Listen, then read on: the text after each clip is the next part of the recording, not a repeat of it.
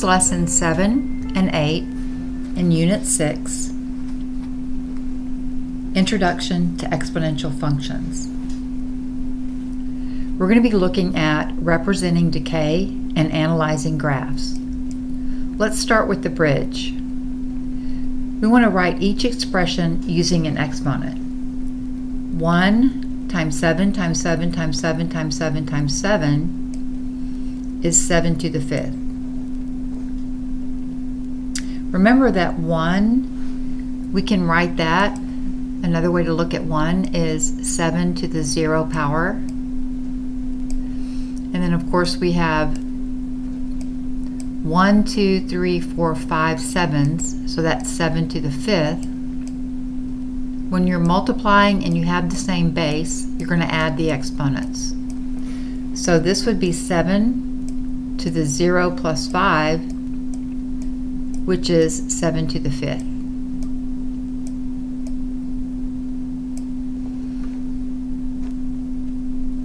All right, looking at number 2, we have 1. 1 is an identity. You can write this as 4/5 to the 0, but we'll just toss that out.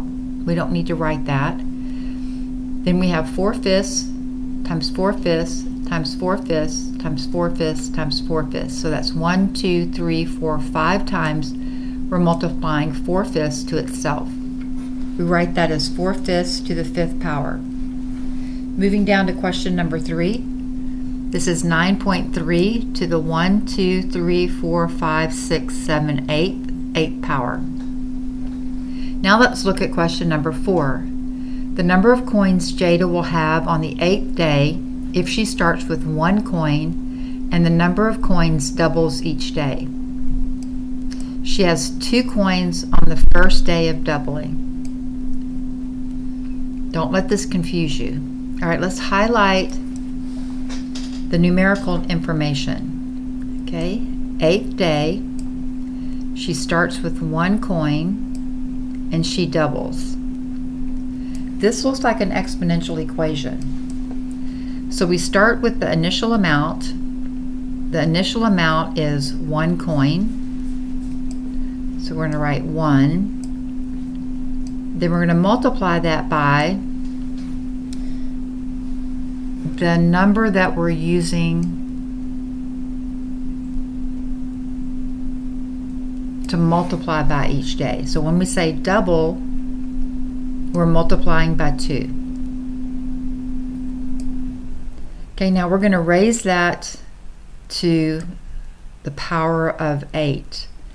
Because our time, if we're looking at a table, X is always our time, Y is always our output or our amount. And we're looking for the amount of coins that Jada is going to have on the 8th day. So this is 1 times 2 to the 8th power.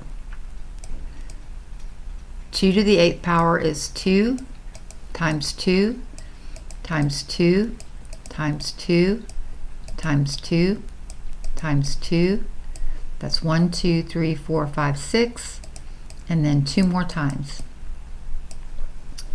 2 times 2 is 4, times 2 is 8, times 2 is 16, times 2 is 32, times 2 is 64.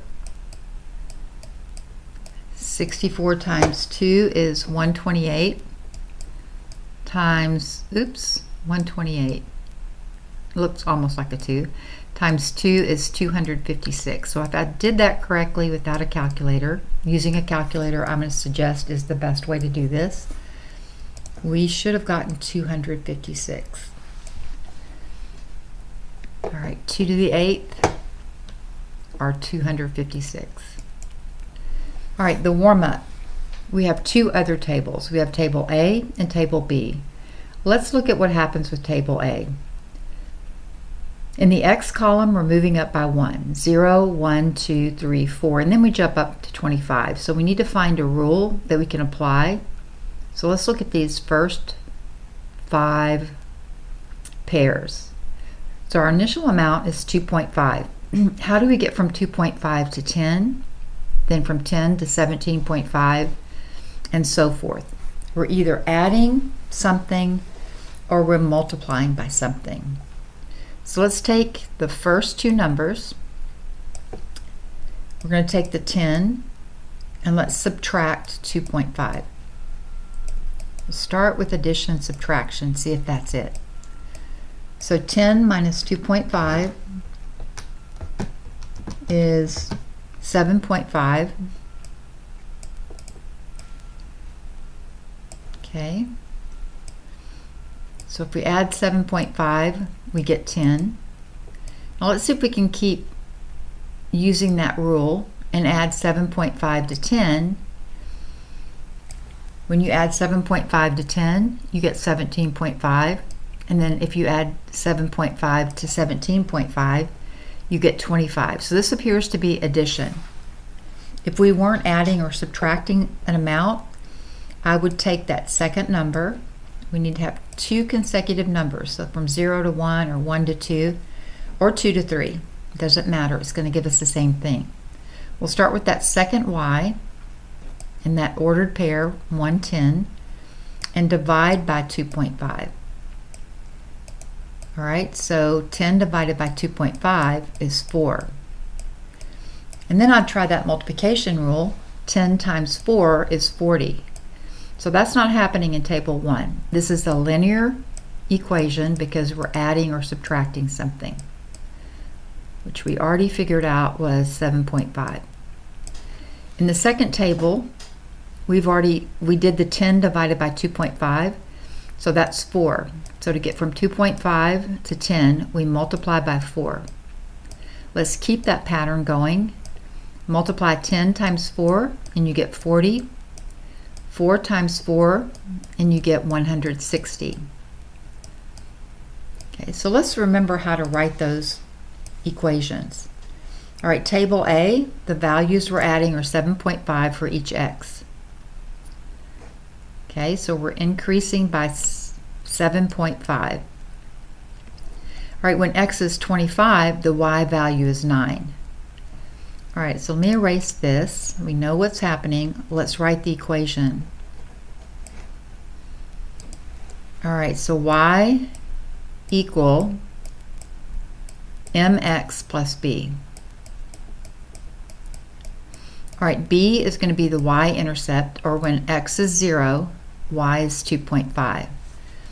So b is 2.5. Okay. Now the slope is going to be 7.5, what we're adding each time. That's our rate of change or our slope. So 7.5 times x plus 2.5. This is our equation. Okay, now let's find out if this works for 4. All right, multiply 4 times 7.5. 7.5 times 4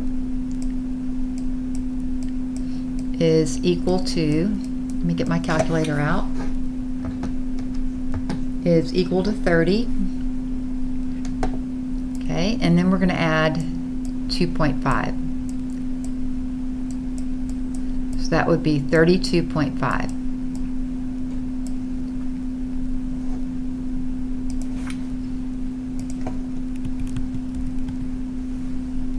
Okay. Is 25 plus 7.5 32.5? Let's just check our work. 25 plus 7.5 is 32.5. All right, let's use our equation, our linear equation, and we're going to plug in 25 for x. Okay, so 25 times 7.5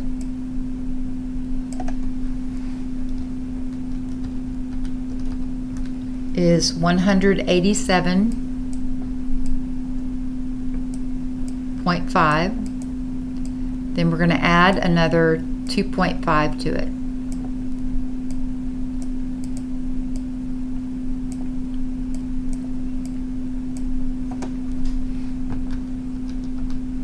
That would give us 190.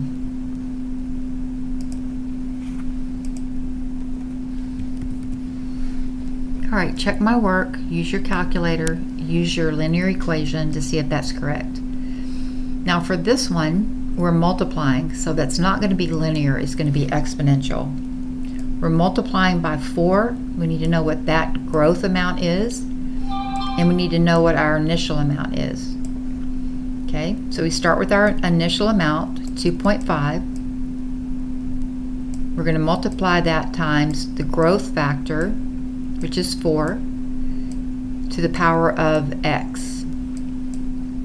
So y equals 2.5, the initial amount, times what we're multiplying by. In this example, it's over 1, so it's going to look like this, curve up, okay, to the x. All right, so let's see if we can put in 4 for x. So 4 to the 4th power. Put that in your calculator. Is 256 times 2.5, and that's equal to 640. All right, using our formula, we get 640. Using our table, we multiply 160 by 4, we get 640. All right, now let's find out what, when x is 25, what y is equal to. So we're going to put in y equal the initial amount, 2.5, times our growth factor, which is 4, to the 25th power. All right, use your calculator. All right, let's remember our initial amount is 2.5, our growth factor is 4, and we're raising that to the 25th power. You're going to get your answer in scientific notation because this is a very large number. So we can change this back to a normal number by moving the decimal 15 places to the right. 1, 2, 3, 4, 5, 6, 7, 8, and keep going to 15 places. Or you can write it this way in scientific notation. But you can see this is exponentially increasing, and when we get to 25, this is going to be up very high. All right, turn to, in your workbook, to page 203. We're going to complete activity number 1, the algae bloom. A certain area of the pond is covered in algae. Each day, the algae covered area doubles. All right, so I'm going to highlight the information, the numerical information. Let me continue reading first, though. If it takes 24 days for the algae to completely cover the pond, how many days did it take to cover half of the pond? All right, so let's go back. We've got doubled, so this is going to be our growth factor. Okay, 24 days, that's going to be our time. And we want to know how many days it will take to cover half of the pond. Half of the pond.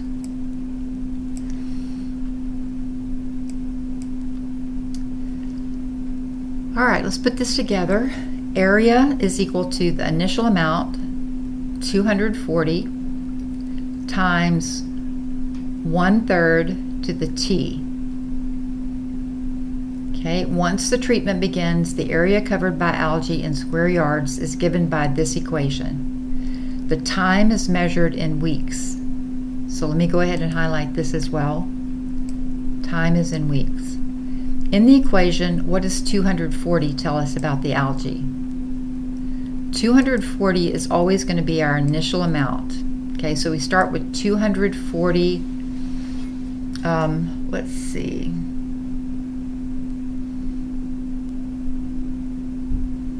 Square yards. Okay, and then we have 1/3 remaining, so we're taking away 2/3. Okay, 1/3 tells us how much remains. Initially, it covers 240 square yards, and every week the area covered is 1/3 of the area covered the previous week. So it's going down.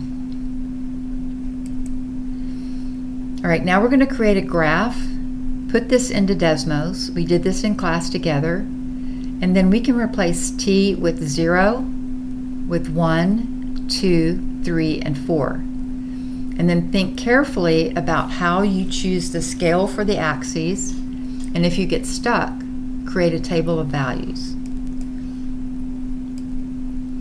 All right, so this is what mine look like. Compare yours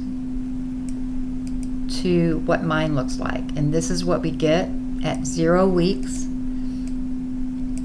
At 0 weeks, anything to the 0 power is 1, so our initial amount is 240. And then 1/3 to the first power is 1/3. 1/3 of 240 is 80. Okay, and then 1/3 squared is 1/9. 1/9 of 240 is 27. We're rounding that. Okay, continue to multiply by 1/3. 1/3 of 27 is 9, and 1/3 of 9 is 3. So we're going to graph those points. 0, 240, 1, 80. So here's 1, and then 2, 27. So this is how I mark my axes. Okay, so I can see that it's a curve and it's going down. So this is showing decay because our growth factor is less than 1. Now, approximately how many square yards will algae cover after 2.5 weeks? So here's 2 and here's 3. 2.5 would be right here. Can you kind of estimate where that would be? At 2 weeks, it's around 27. At 3 weeks, it's around 9. So where would this be? 10, 2, 4, 6, 8, 10. So this is 20. Okay, at 2.5 weeks, it's going to be a little bit under 20. You can also use Desmos, and you can put in 2.5 up here for time. Let's uncover this and see what we get. The algae will cover fewer than 27 square yards and more than 9 square yards because the algae is decreasing. A number between 15 and 20 would be a good guess. Okay, now use the rule to evaluate A, the area, when t is -1. All right, so we're going to put -1 in here for time, and we get 720. Okay, but that's bigger than what we started with, the initial amount. Does that -1 make sense? Can time be negative? And can we are we considering looking at a number bigger than the initial amount? Are we going backward in time? And I would say this means, first of all, let's interpret it. This means the area of the lake covered in algae 1 week prior to when the treatment began would have been 720 square yards. This doesn't make sense in this situation because without treatment, the algae would have still been growing and not decreasing from 720 to 240 square feet. Remember, we've got to throw out, let's go back and look at this. We've got to throw out what doesn't make sense. Okay, so we're looking in quadrant 1. All right, we're going to do 3 reads. I'm going to read through this, and I want you to write down something that you notice and something that you wonder. Okay? In the first read, just understand what the question is saying. A patient who's diabetic receives 100 micrograms of insulin. The graph shows the amount of insulin in micrograms remaining in his bloodstream over time in minutes. All right, so I'm going to look at the graph. I'm going to see that we have the amount, the output is on the y-axis, and the input, time, is on the x-axis. Okay, now describe this situation without using numbers. Write down what this problem is telling you and what it's asking you. Now let's read it again, and I want you to highlight in your book on page 204, what are the number quantities? What can be counted or measured? All right, so we have 100 micrograms of insulin, and we have minutes, and we have some ordered pairs. So our initial amount is going to be our y-intercept. And now I'm seeing ordered pairs, so I can see what happens from the beginning, where we begin, to day 1, day 2, and so forth. All right, let me go ahead and write down what these numbers are, where we start. We start at 0, 100. All right, we're going up in increments of 1, and we know if we're going to be multiplying by something. All right, so let's take 90. Let's take that second y value and divide it by that first y value. 90 over 100. Okay, let's take off one of the zeros. We're dividing by 10 in the numerator and denominator. We get 9/10. All right, so 9/10 of 100 is 90. 9/10, or in other words, 90 over 1 times 9 over 10. You can also write this as a decimal, 0.9. Okay, gives us 81 over 810 over 10, which reduces to 81. Okay, again, we have 9/10 remaining, so 81 times 9/10 gives us, in the third minute, not days but minutes, in the third minute, this is how many micrograms of insulin is left in the body. Can you calculate how much insulin would be on day 4, day 5, and so forth?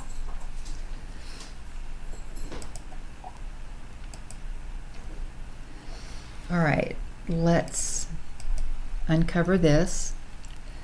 All right, so in words, you could have written something like this. If the insulin decays exponentially, that means after each minute, the same fraction of insulin will decay and remain. So one way to check if this prediction matches the data is to see what fraction of insulin remains after the first minute, then after the second minute, and so on. If these fractions are the same, the graph supports the scientist's claim. Now we already checked that. We multiplied 90 times, how much is left? 9/10. We got 81. And then is 81 times 9/10. Put this in your calculator. 81 times 9 is 729. And then divided by 10 is 72.9. So that does check out. How much insulin broke down in the first minute?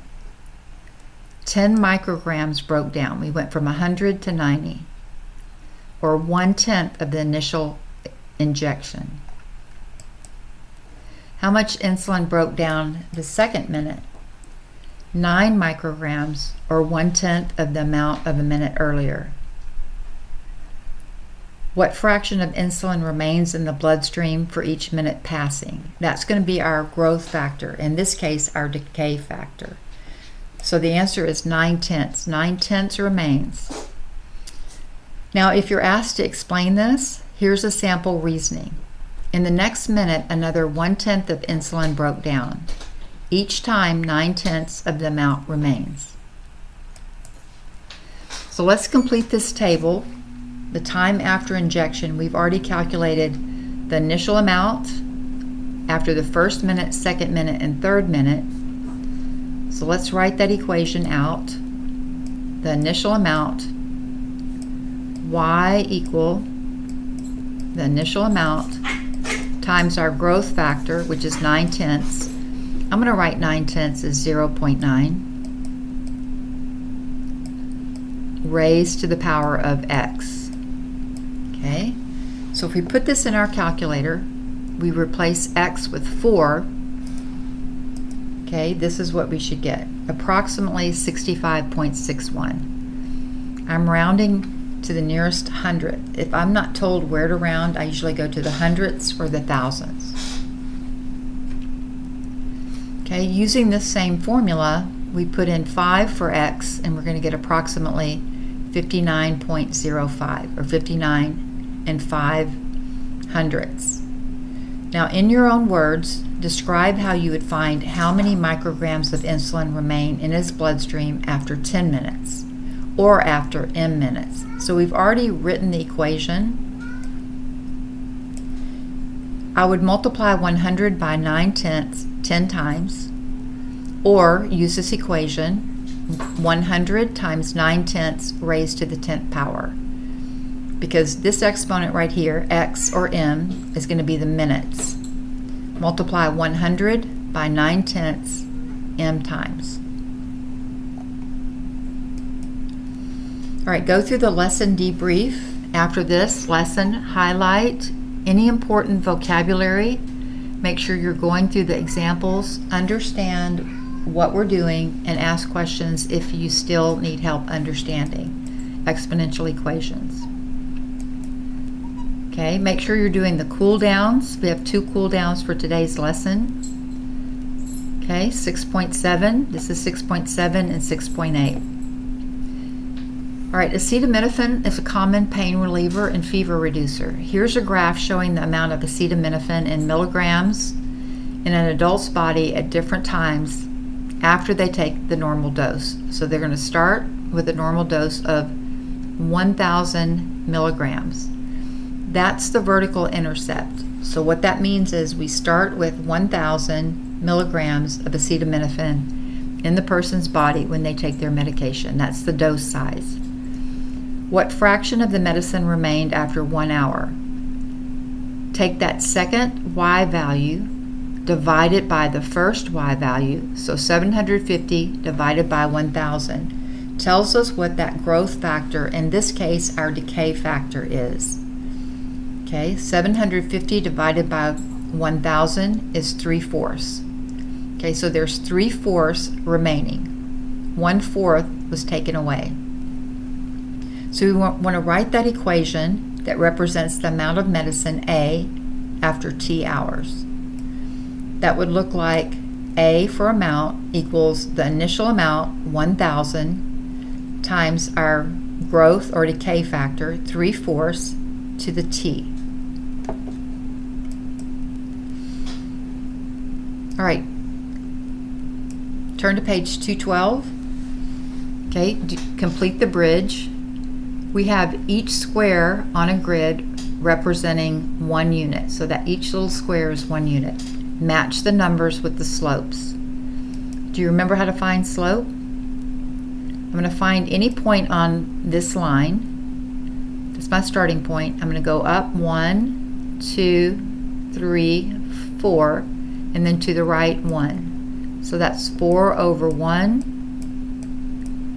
or 4. So this is grid A. Grid B, all right, I'm going to go up 1 and over 4. 1, 2, 3, 4. So those are both positive numbers, up 1 and over 4. Okay, so that slope is 1/4. So that should match with 2. I can also see that those are both positive lines. They're leaning to the right. This line is negative. It's going to be negative 1/4 because we go up 1 and then to the left 4. That left movement is negative. Now explain how someone could determine to match the grid C just by looking at the graphs and the answer choices. Line C had to be the negative slope because it decreased from left to right. So it's going from left to right, it's going down. These two are positive because they're going up. Okay, turn to page 213, complete the warm-up, fractions and decimals. A hospital offers 2 different medications to treat pain, medication A and medication B. The amount of medication A that remains in the body each hour is 5/7 of the amount in the previous hour. The amount of medication B that remains in the body each hour, this is for medication B, is 2/5 of the amount. Which medication leaves the body fastest? Explain your reasoning. What would be your initial response without doing any calculations? 5/7 or 2/5?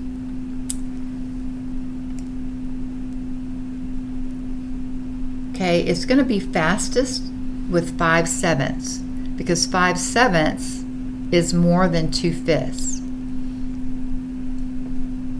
If 5/7 of the medication remains, 2/7 has left the body, and if 2/5 of the medication remains, then 3/5 has left the body.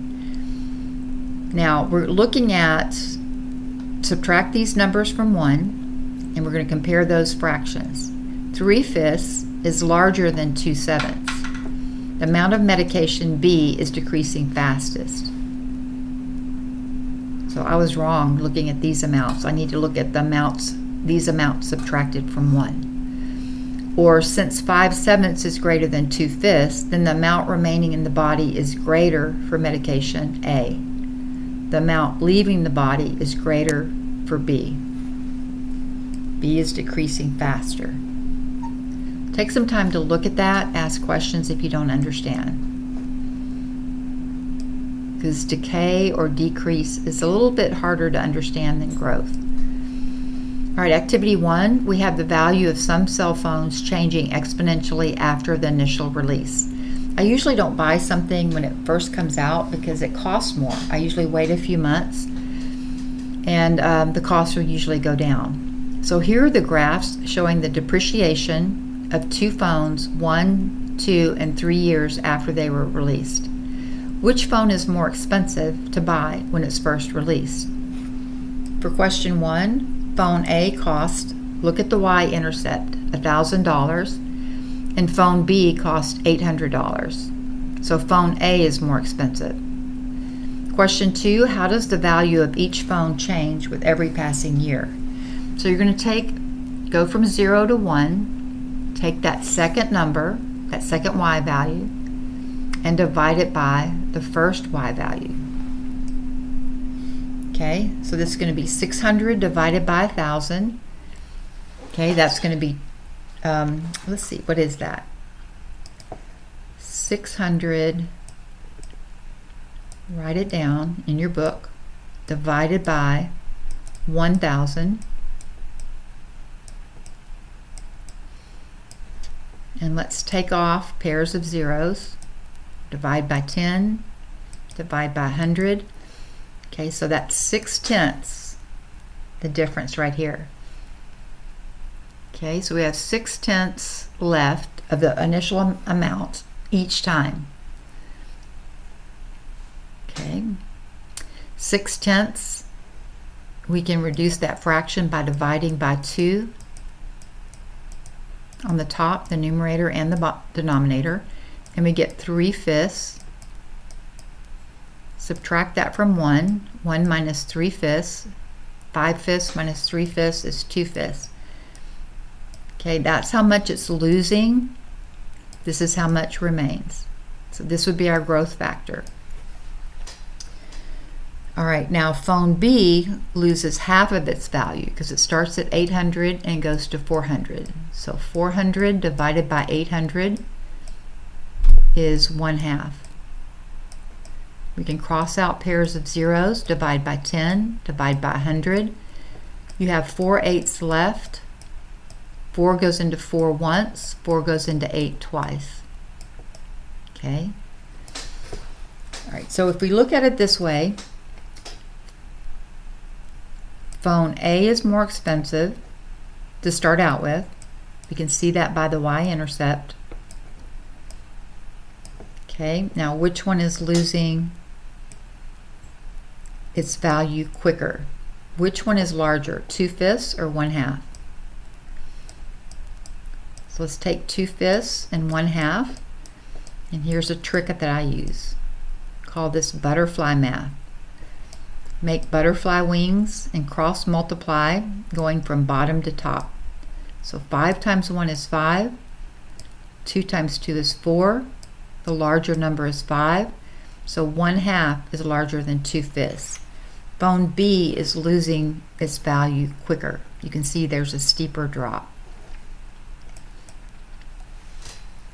Which one is decreasing in value more quickly? That would be phone B. How do we know? We did that by finding, let's go back. How much value it's losing. We compare 2/5 to 1/2. 1/2 is larger than 2/5. You can also look at the graph to see how it's dropping.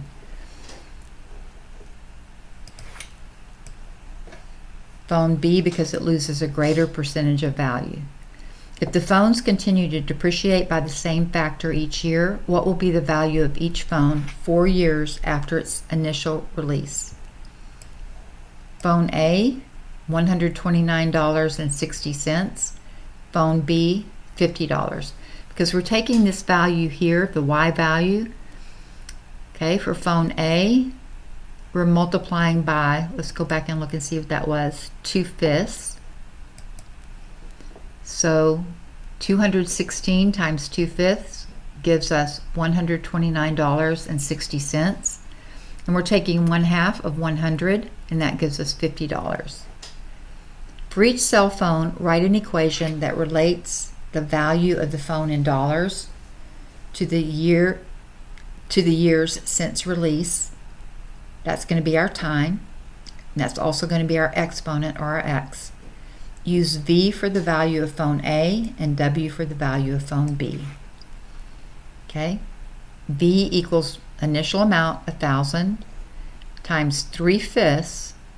Okay? 2/5 is taken away. 3/5 is remaining, to the T.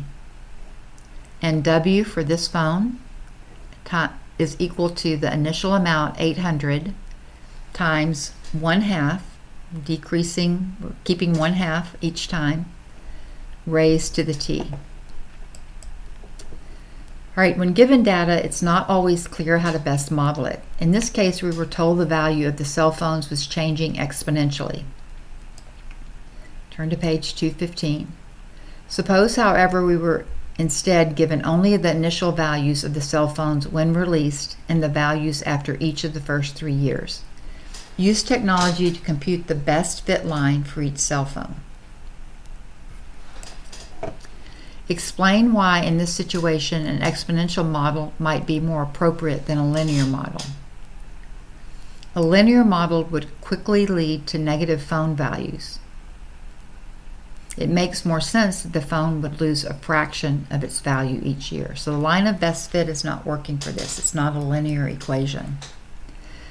All right, we're going to do this in class. I'm going to give you some cards and we'll do the matching game before we move into our next lesson after we take our map test. All right, your practice is page 207. 1, no B, take the B out, and then 2, 4, and 5. And then page 218, 1, 4, and 5. Complete this in your workbook. Complete both of the cool downs for lesson 7 and lesson 8. And put your answers into Canvas after you've completed it in the workbook.